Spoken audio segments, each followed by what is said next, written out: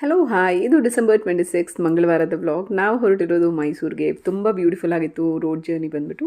First stop ಬಂದುಬಿಟ್ಟು ಶಿವಳ್ಳಿ ಅಂತ ಹೇಳಿಬಿಟ್ಟು ರೆಸ್ಟೋರೆಂಟ್ ಇದೆ. ತುಂಬ ಜನಕ್ಕೆ ಗೊತ್ತೇ ಇರುತ್ತೆ, ವೆರಿ ಕಾಮನ್, ಅಂದರೆ ತುಂಬ ಪಾಪ್ಯುಲರ್ ನೇಮ್ ಇದೆ ಇದಕ್ಕೆ. ಸೊ ಹಾಗಾಗಿ ನಾವು ಇಲ್ಲೇ ಟ್ರೈ ಮಾಡೋಣ, ನಾವು ಫಸ್ಟ್ ಟೈಮ್ ಟ್ರೈ ಮಾಡ್ತಿರೋದು, ಇಲ್ಲೇ ಟ್ರೈ ಮಾಡೋಣ ಅಂತ. ಇಲ್ಲಿ ಬ್ರೇಕ್ಫಾಸ್ಟ್ ಮುಗಿಸಿ ನಾವು ಹೊರಟಿದ್ದು ಫಸ್ಟ್ ಮೈಸೂರು ಪ್ಯಾಲೇಸ್ಗೆ. ರಿಚನ್ಗೆ ಈ ಥರ ಗ್ಲಿಟರಿ, ಶೈನಿ, ಗೋಲ್ಡ್, ಸಿಲ್ವರ್ ಈ ಥರ ಥಿಂಗ್ಸ್ ಅಂದರೆ ತುಂಬ ಇಷ್ಟ. ಅವನು ಇಷ್ಟಪಡ್ತಾನೆ. ಸೊ ಪ್ಯಾಲೇಸ್ ನೋಡಬೇಕು ಅಂತ ಹೇಳ್ಬಿಟ್ಟು ಅವನೇ ಕೇಳ್ತಾ ಇದ್ದ.